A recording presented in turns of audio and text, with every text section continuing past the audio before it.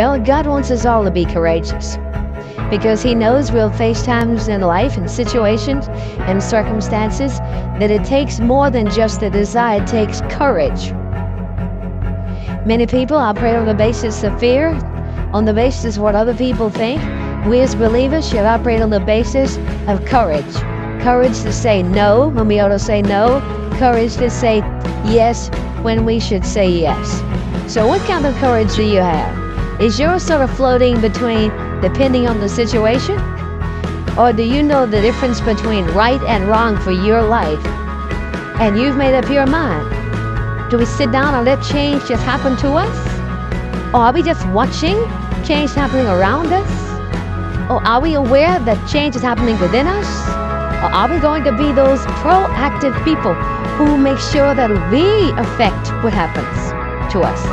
Change also produces four types of people. They are in this room. First of all, there are people who watch things happen.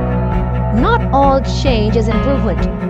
You used to weigh 128, and now you changed. And for some of you, that's not an improvement. You lost your wardrobe. You lost your ability to climb up steps fast. You even lost quality of health that you had.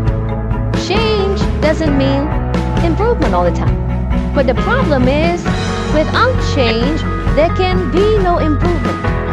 So you have to decide what to do with change. Change will happen, and if you are not careful, it could be destructive. So you have to determine what kind of change do I want in my life. And I want you as a young person, as a mother and a father, as a business person, to think about your company even, or your family, or your educational pursuit.